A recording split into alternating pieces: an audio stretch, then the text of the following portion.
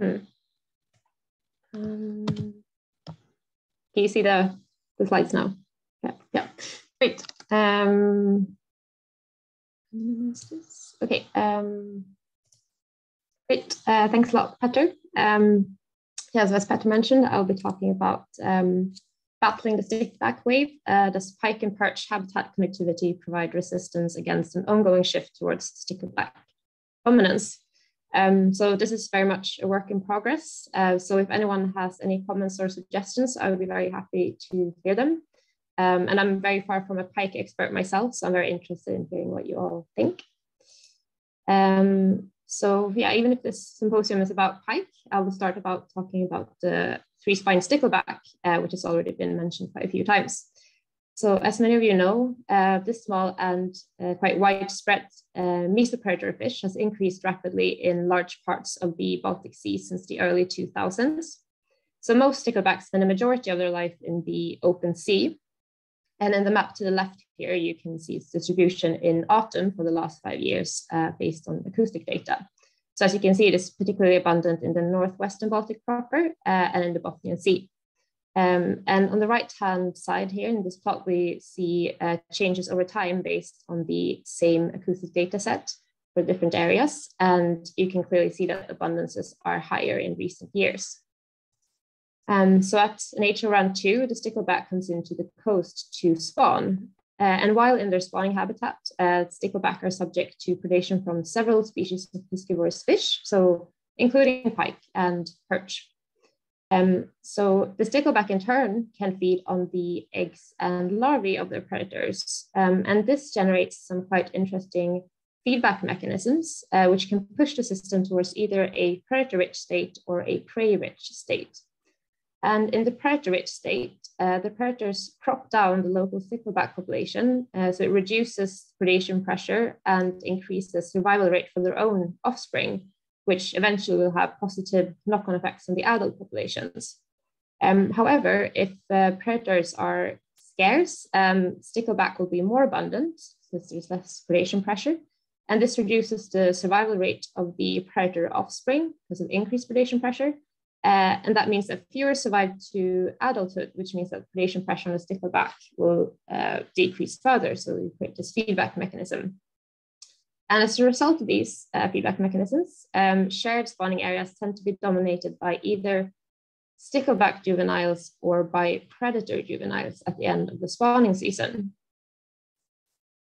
And what we've seen in recent years along the Swedish Baltic Sea coast is that bays that are dominated by stickleback juveniles at the end of summer are becoming more and more common.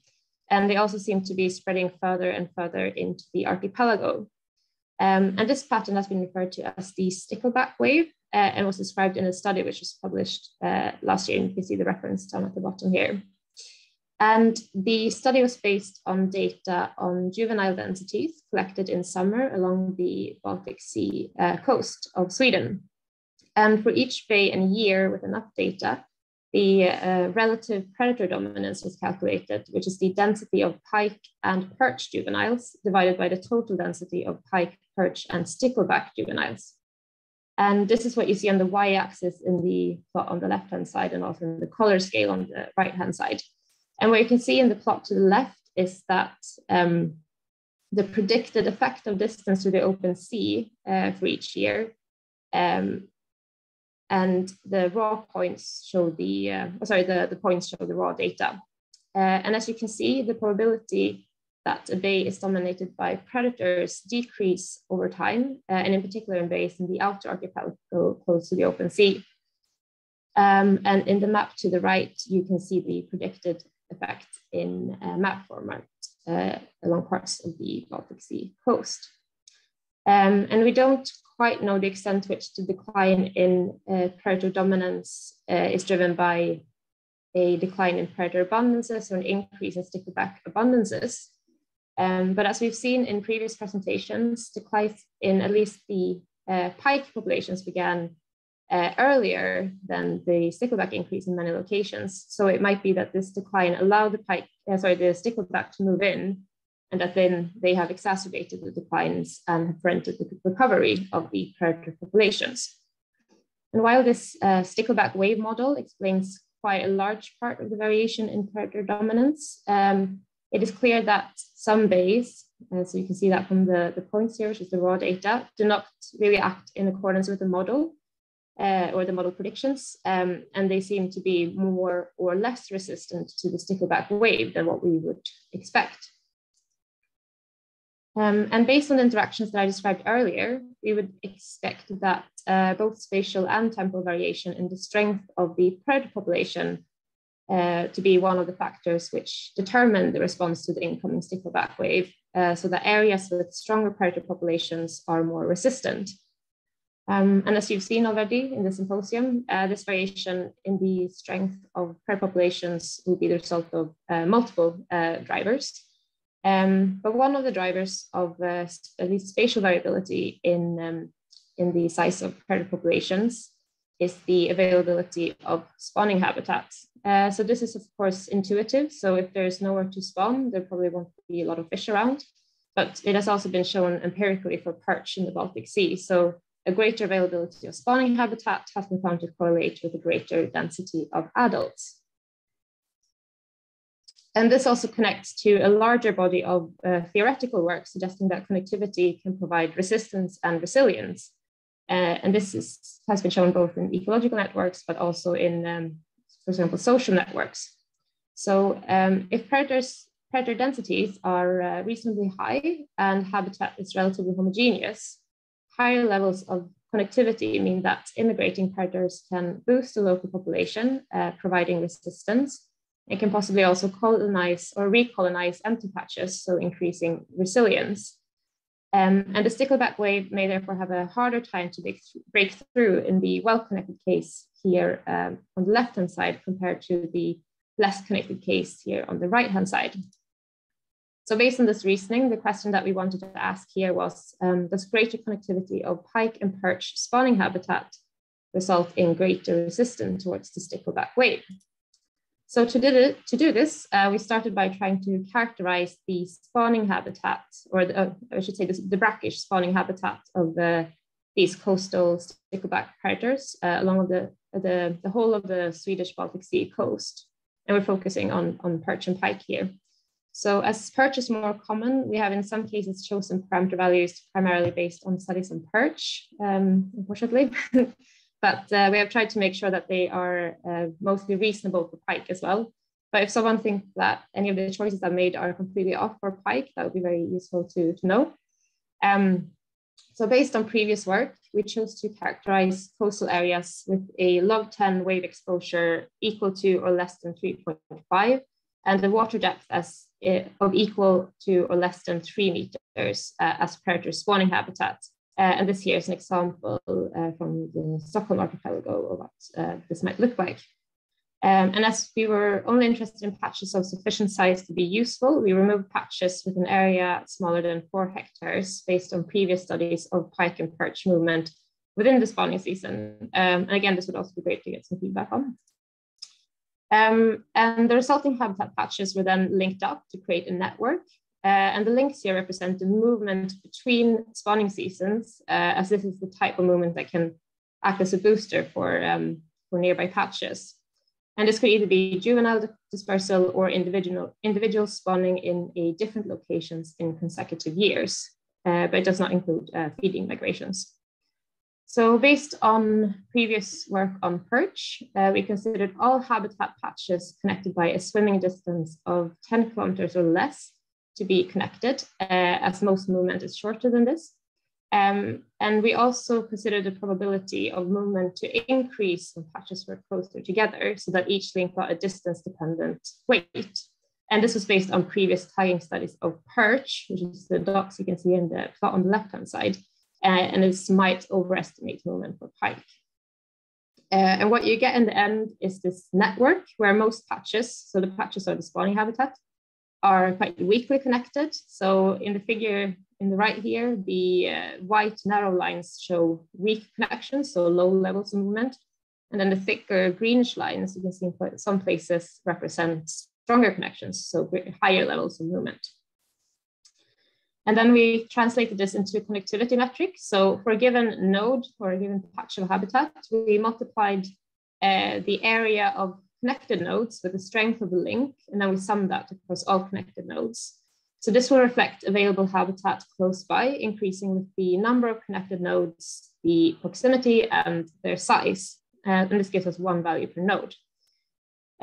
So while this approach might give us a reasonably good representation of habitat connectivity for perch and pike, it is highly sensitive to the exact configuration of the habitat patches, which contain quite a lot of uncertainties.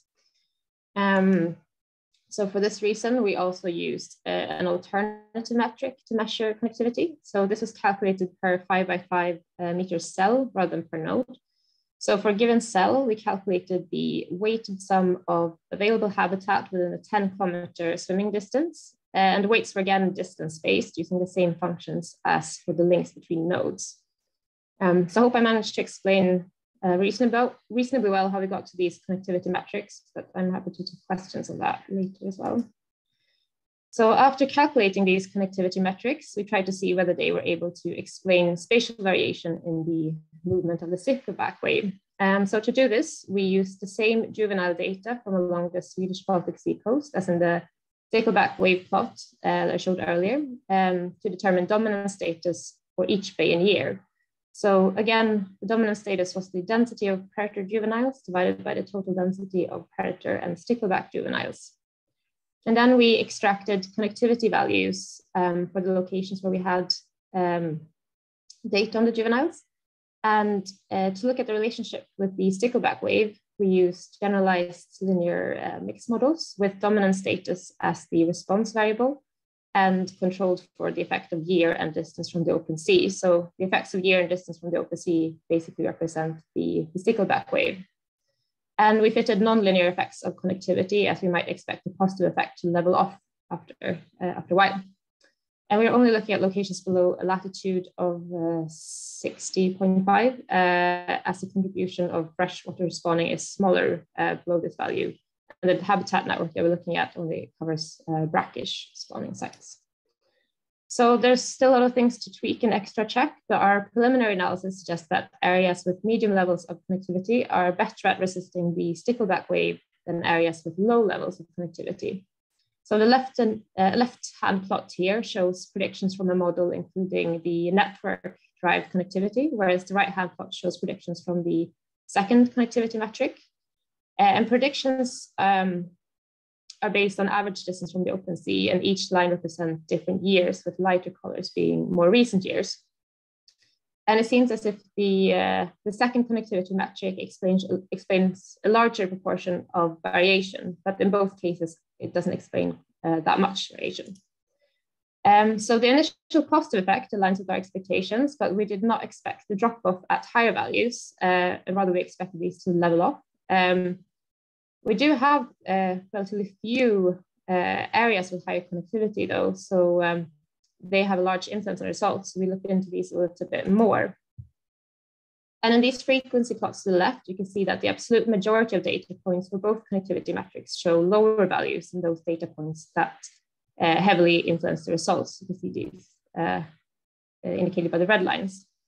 And in general, these data points that heavily influenced the results were clustered in 3 locations along the coast, as indicated in this map in the top corner by the yellow points. And there are several possible explanations that the observed pattern looks like this.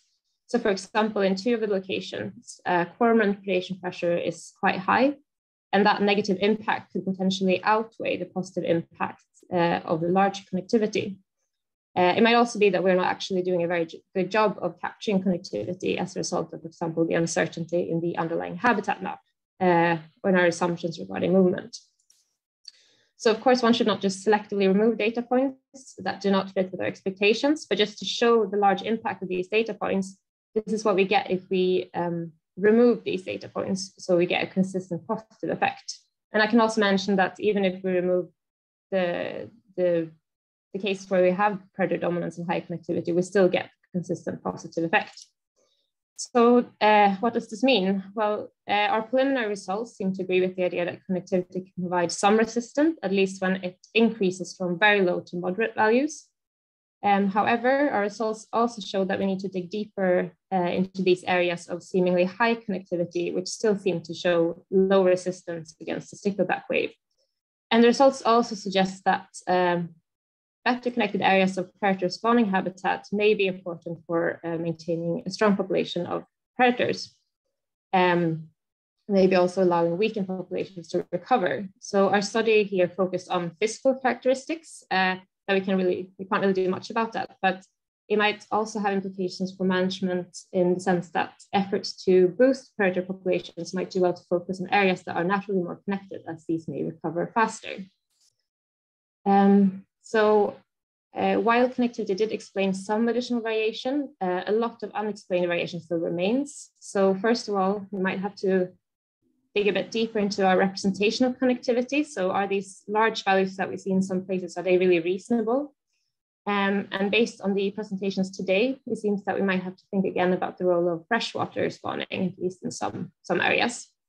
And an additional step towards understanding why some areas seem less resistant against the stickleback wave is also to add environmental variables that are expected to be related to pike and perch densities, such as the presence of predators, to see whether this explains further variation.